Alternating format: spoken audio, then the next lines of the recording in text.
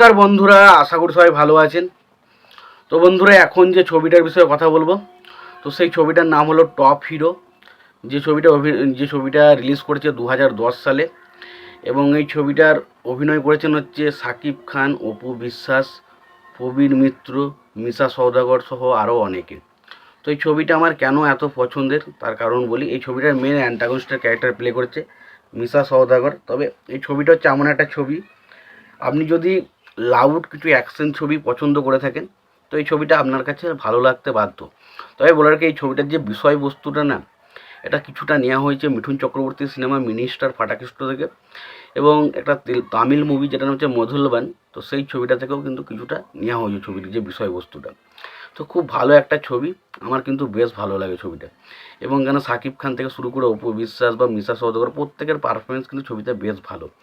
তো আমি এটুকুই বলবো, যদি সাকিব খানের ফ্যান হয়ে থাকেন এবং যদি সাকিব খানের ছবি আপনার ভালো লেগে থাকে, তাহলে অবশ্যই টপ হিরো সিনেমাটা আপনি দেখতে পারেন। এবার আসি সিনেমাটার গল্পটা কেমন। এবার ধরুন গল্পটাই ছোট্ট করে বলি, যে একজন বাদশা বলে একজন ডন রয়েছে বা ভিলেন রয়েছে, যাই বলি না কেন, তার অত্যাচারে প্রায় সেই শহরের সমস্ত মানুষ প্রায় অতিষ্ঠ, এবং সেখানে তার বিরুদ্ধে কেউ কোনো কথা বলতে পারে না। তার জন্যে প্রায় প্রত্যেকটা মানুষ তাদের বিভিন্ন রকম সম্পত্তি সমস্ত কিছু হারিয়েছে, এবং তাদের যে প্রিয়জন তাদেরকেও অনেকে হারিয়েছে। বাট তার সঙ্গে তার মোকাবিলা করার মতন কারো ক্ষমতা নেই।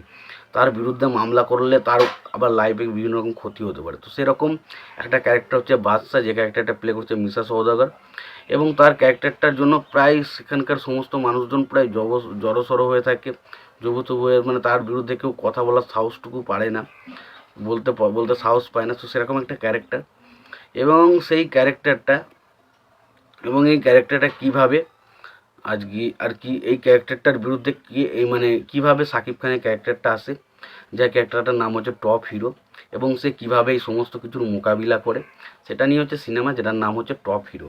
এবার যদি এই সিনেমাটার বিষয়ে কথা বলি, দেখুন এই সিনেমার পরিচালকের দায়িত্বে ছিলেন হচ্ছে মনতাজুর রহমান আকবর, এবং ছবিটার প্রযোজকের দায়িত্ব ছিলেন মনতাজুর রহমান আকবর।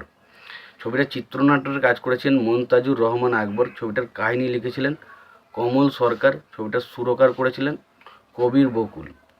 ছবিটাতে অভিনয় করেছে সাকিব খান, অপু বিশ্বাস, প্রবীর মিত্র, মিশা সওদাগর। তো এই ছবিটা সত্যি কথা বলছি একটা অ্যাকশন ফিল্ম হিসাবে আপনি দেখতে পারেন। ছবির গানগুলো আমার কাছে কিন্তু খুব একটা আহামরি কিছু মনে হয়নি। এবার আসি সিনেমা ফটোগ্রাফির কাজ। দেখুন সাকিব খানের প্রিভিয়াস যে সমস্ত ছবিগুলো আমরা যদি তুলে দেখেন, সেই সময় যে ধরনের কাজ হতো তার তুলনায় এটা অনেক একটু অন্যরকম চেষ্টা ছিল।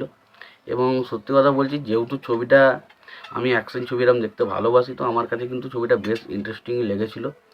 মিশা সওদাগরের কাজ বেশ ভালো, সাকিব খানেরও কাজ বেশ ভালো। সাকিব খানের সাথে অপু বিশ্বাসের কেমিস্ট্রিটা ছবির মধ্যে বেশ দারুণভাবে ওয়ার্ক করে।